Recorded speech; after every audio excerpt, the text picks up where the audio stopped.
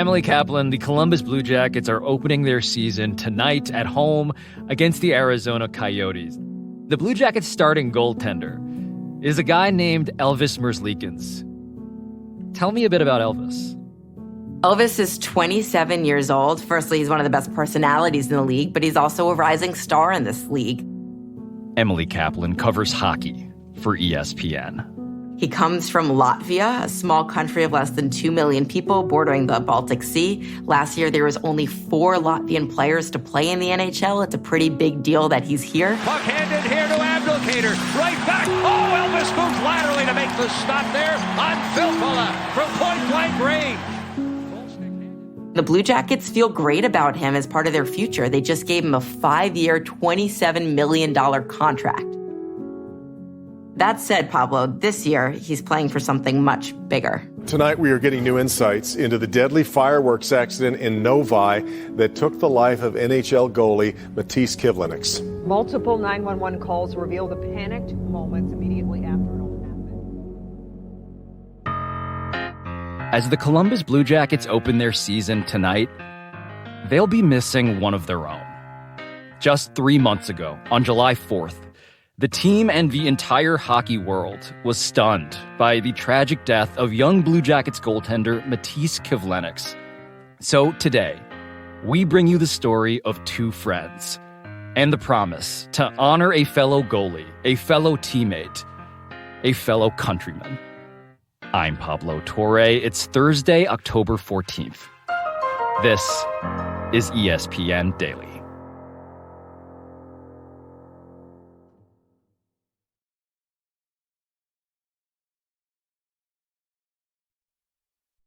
It is our favorite time of year as we're back traveling the road of college football, and Goodyear knows the passion and the excitement it takes to drive forward. Whether your team is home or away, the game's traditions are still the same. Through every first down, touchdown, or fourth quarter comeback. By moving, anything is possible. Goodyear is here to drive you forward on the road that moves us all. Goodyear. More driven.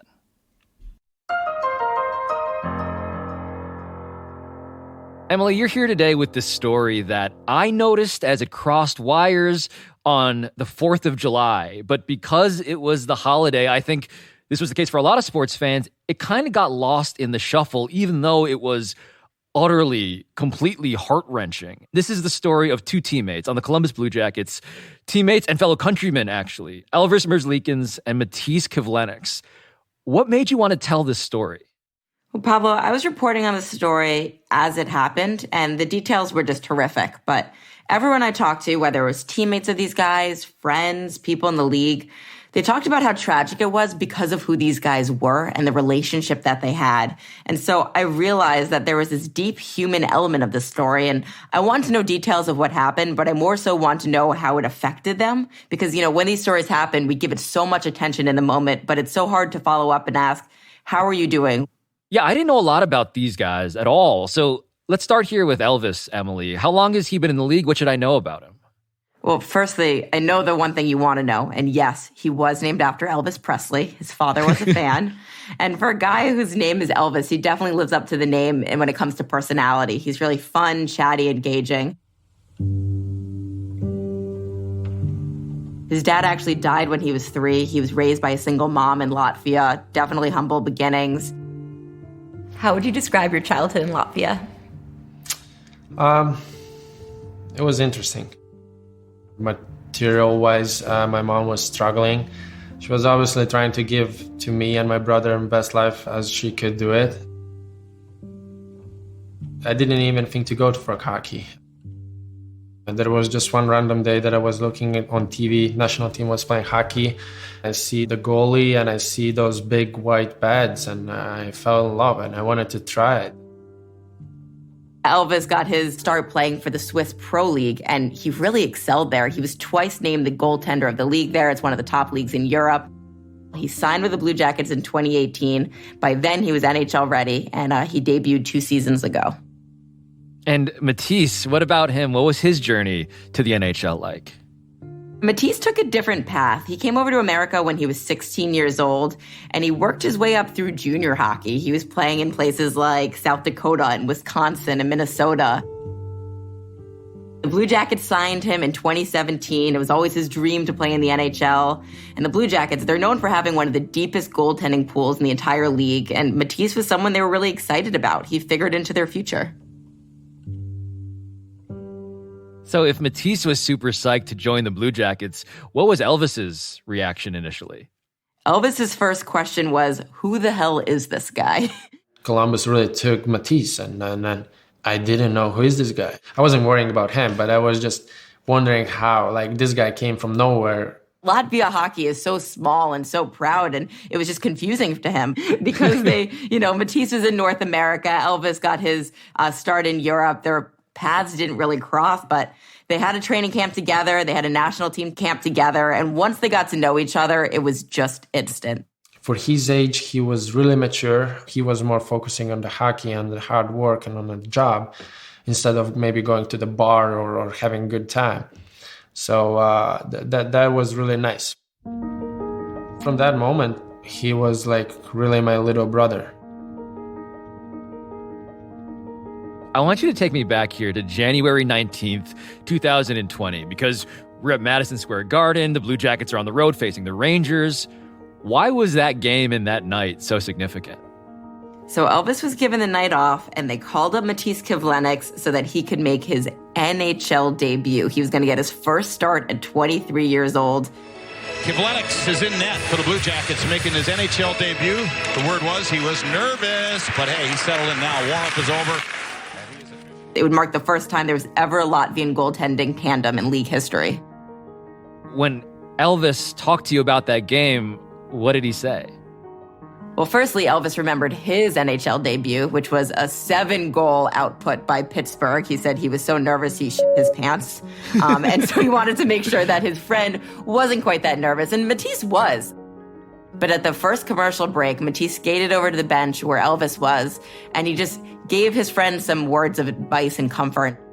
When he came to the bench, we were talking. I was explaining him. I was telling that he's good. He's doing everything great. Just relax and just have fun. And then that's what happened. Matiss Kivlenieks with a big stop.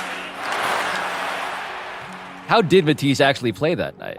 Oh, he was incredible. He did not crap his pants. He had 31 saves, and the Blue Jackets won. And the game is over.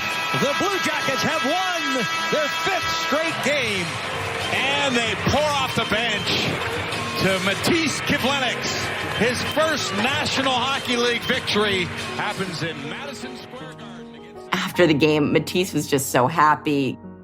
In the NHL, sometimes teams have this tradition where they'll give like a silly prop to the player of the game. And for the Blue Jackets, it's this like fedora hat. So they all give it to Matisse in the locker room. He's wearing the hat, and you could just see everyone around him is so pumped for him. Kivy, first career win, and you get the hat, bro.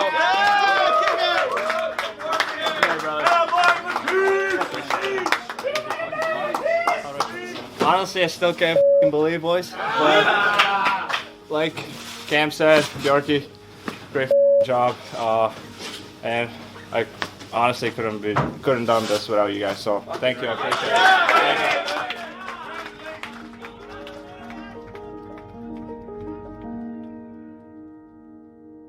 What did that mean to him? It meant a lot. It meant really a lot. I was really proud and happy for my friend, and I remember that he was all the time saying thank you to the teammates. He was saying thank you to the guys who was blocking the shots for him, for defensemen. I remember he came just in the plane and said thank you very much. He was really happy. For him, it was like, I'm not saying like winning a cup, but he was really, really happy. So he has this hat, he has this mentor in Elvis, and that relationship off the ice between Elvis and Matisse, how did that grow? So it grew significantly. Elvis asked Matisse, you're on a minor league salary. There's no reason that you should be paying for your apartment. Why don't you just move in with me and my wife? We have an extra room anyway. And the three of them just became the Three Musketeers. It was a really cute living situation. I have extra room. I'm going to be more than happy to having you with me. playing PlayStation, watching movies with my wife. Elvis hates horror movies. Alexandra, his wife, was asking him to watch them for years, and Matisse would stay up late and watch horror movies with Alexandra while Elvis would hide in his office. They had a bromance going on. It was like I was the third wheel. They would go shopping together. They would cook together in the morning breakfast before practice. And I would be just like, guys, you're having a bromance. Matisse would clean the dishes. He'd also walk the dog, the Cavapoo Kobe, without even being asked. So the three of them just became this little family unit in Columbus. This past season, Emily, in 2021, the Blue Jackets missed the postseason. And so in May, Matisse actually got this chance to play for the Latvia national team in the Hockey World Championships, which was being held back home in Latvia. And Elvis, who's watching back in the U.S., what did he tell you about how Matisse played? Elvis said watching from home, he could tell that Matisse was improving drastically. He looked like a different goalie out there. He had confidence. I looked every single game in World Championship. He was different goalie compared the year before. He was really more mature. His technique was much really better. This tournament is being played in Riga, and I'm not going to say this was like a miracle on ice moment, but there's a pretty big moment that happens for Latvian ice hockey because Matisse is the starting goaltender when they play Canada, the big world power. And again, Latvia is a country of under 2 million people, only 4 NHL players last year. Not exactly Canada. And Matisse plays lights out. He makes 38 saves. Nothing is getting past him. And they upset Canada. And they've beaten Canada for the first time at the World Hockey Championship. A 2-0 victory. Shutout is always a big thing for a goalie. Shutout in World Championship is even bigger. Okay? Give it.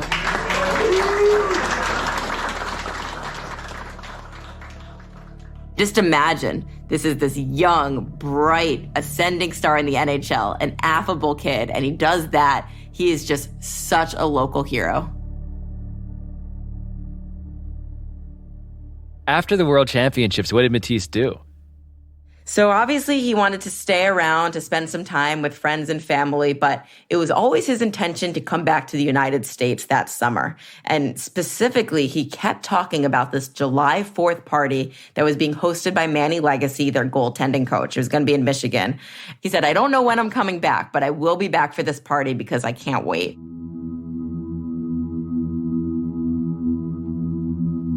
What was the plan for Matisse and Elvis that day? It was a sunny day. It was actually a backyard party at Manny Legacy's house, and his daughter Sabrina was getting married that day. So it was this dual celebration. Everyone was just in a great mood. Matisse and Elvis were looking around, and they realized just how many friends they had made in the United States.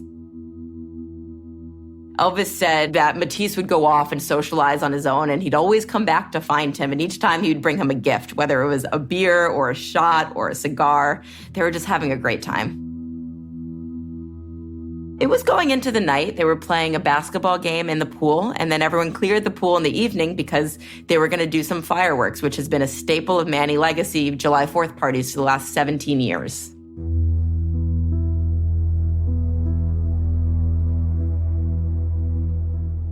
Elvis noticed that he couldn't find his wife, Alexandra, and Alexandra's very pregnant. She was due in August. I was pregnant, so I was like, I'm just gonna go sleep because I do not want to be dealing with anything. And I woke up and they were having a huge party. So then I walked out when the fireworks were happening, and I was standing like in the back of the house. And Elvis wasn't even with me. He was sitting with Manny, and Matisse was sitting in front of me. Elvis finds his wife, and he gives her a big hug from behind. He hugs her pregnant belly, and she's like, look at Matisse over there. She told me, he's stupid.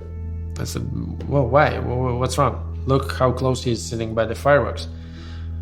I was, well, yeah, that's not good, but he wasn't the only one there. There was 4 guys sitting on the edge of hot tub and watching the fireworks. Elvis remembers looking at Matisse and seeing him pointing into the sky, looking at the fireworks. And then there was a bang and just a flash of green.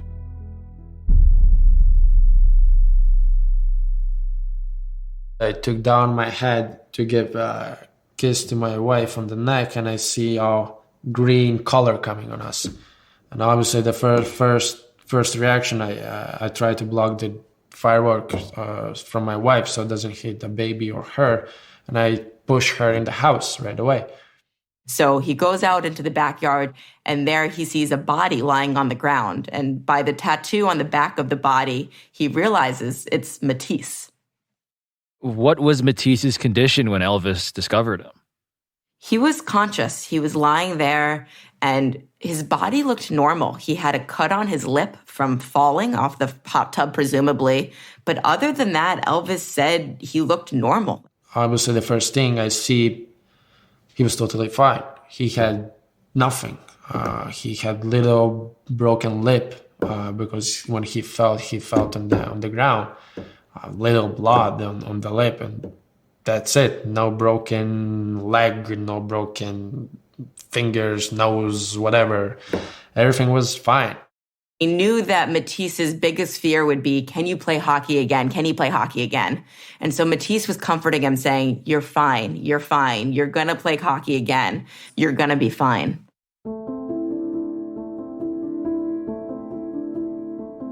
Even though Matisse was lying there, it was very apparent he was having trouble breathing. Someone called 911. What's the problem, ma'am? Fireworks misfire. Is he conscious and talking to you? Is he conscious and talking? He's conscious, he's conscious. Okay, hold on for a moment, ma'am. I'm going to put you through the paramedics, but don't hang up. Hold on. When they were loading Matisse into the ambulance, Elvis said, I want to come with you. And the paramedics said, no, you can't come in. And Elvis said, well, do any of you speak Latvian? If he's going to speak, it'll be in Latvian. I can translate. And they wouldn't let him into the ambulance. So Elvis followed in his own car to the hospital. They're waiting there in the waiting room for, you know, how these things go. It feels like forever, and they don't have answers. And finally, the doctor comes out, and Elvis says at first he starts asking them questions, and then he starts talking in doctor language. He started talking in doctor language, I call it, because I didn't understand anything. But the first thing when he said, well, he passed away right in the ambulance before we took it off. And we were, yeah. And then we realized, what? He passed away? Yeah, I'm sorry, he passed away. Elvis is standing there and he can't believe it. He wants to throw up. He can't think. He can't see. He just can't believe that his friend died. And the doctor said, yeah, he passed away right in the ambulance before we took off.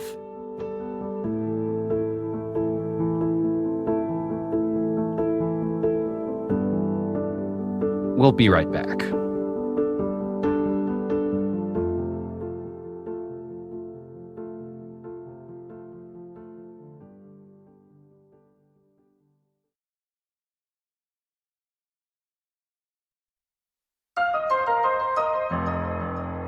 So, Emily, Matisse Kivlenieks, on July 4th, 2021, this 24-year-old goaltender, he passed away because of this incident involving fireworks at a party in front of his best friend and fellow goaltender on the team, Elvis Merzlikins. What actually happened there? So the autopsy revealed that Matisse died of blunt force trauma to the chest. But what actually happened, we still don't quite know. Even Elvis doesn't really know. The police who investigated it have said the entire time that they believed it to be just a tragic accident of one of these mortar-style fireworks just tilting slightly and firing into the crowd. But that police report has never been made public, and they handed it over to the prosecutor's office in Oakland County in Michigan to see if they wanted to press charges. And here we are 3 months later, and we don't have any determination on that.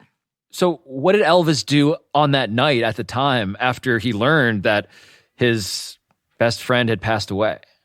Well, he had the unenviable task because he's standing there and the police are saying, you have to contact the next of kin. I asked the officer, can you do it? Well, he said, well, what can I do? Say your son just passed away. Well, she's not going to understand me. So you have to do it.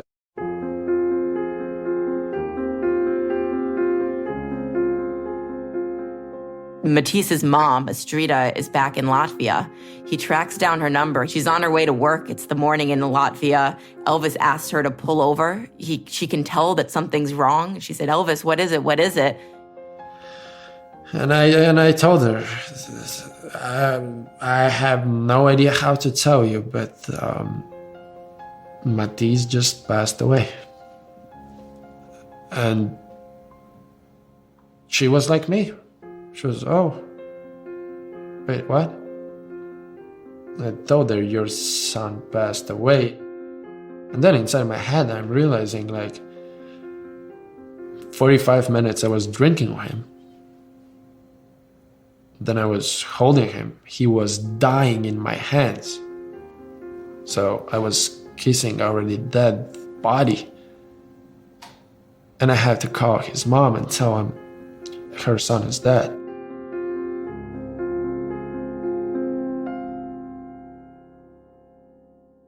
Emily, that is all obviously unbelievably awful and tragic.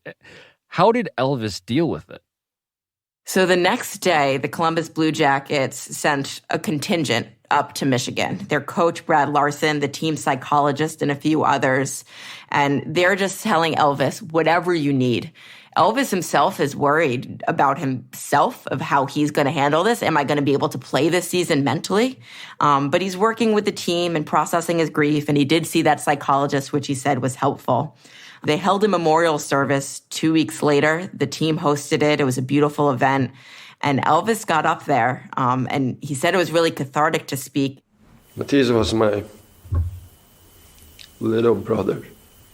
I'm happy that in this life I told him everything what I could. Every single day I told him that I really love him.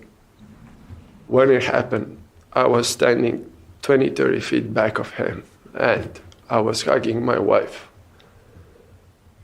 He saved my son. He saved my wife, and he saved me. He told the entire crowd that he believed, because Matisse was struck by that firework first, that he actually not only saved his life, his wife Alexandra's life, but also the life of their unborn child. And so 1 month after Matisse's death, Emily, this is back in August now, Alexandra and Elvis, they have a son. What did they decide to name him? So this is their first son, and they named him Knox Matisse Merzlikins. There we go. That was the way they wanted to honor their friend. We believe that we should keep Matisse in memory, and he was supposed to be the godfather of our kid. So we thought that calling him Matisse was the right thing to do. He was so close to us. He really was as our little brother. And then saving and giving us the chance to meet our son, there was no doubt. Like, we decided right away that we can have that name because we don't want to forget about him. We're never going to forget about him.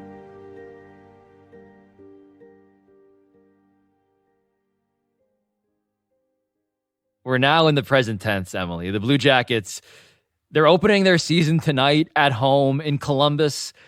How do they plan to pay tribute to Matisse? It's going to be an emotional night. This death reverberated not only with the team, but with the community. Matisse's family is coming in from Latvia to drop the puck. They're going to retire Matisse's jersey up into the rafters. And the Blue Jackets are going to try to honor their former teammate and friend the best way they can, which is playing as hard as they can. And how does Elvis personally plan on honoring Matisse this season, Emily?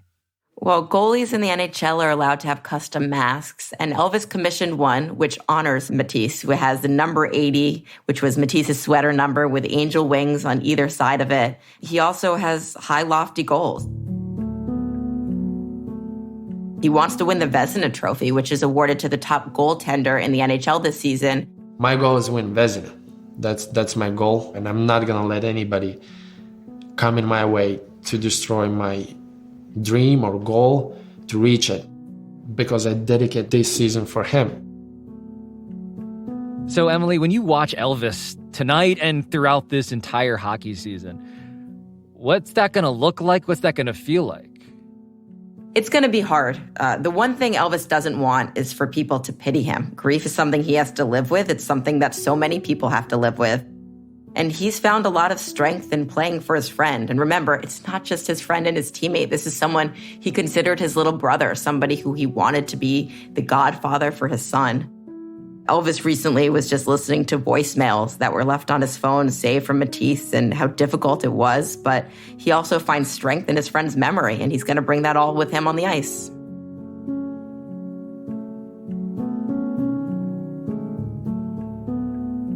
Emily Kaplan, thank you for sharing the story of these two friends.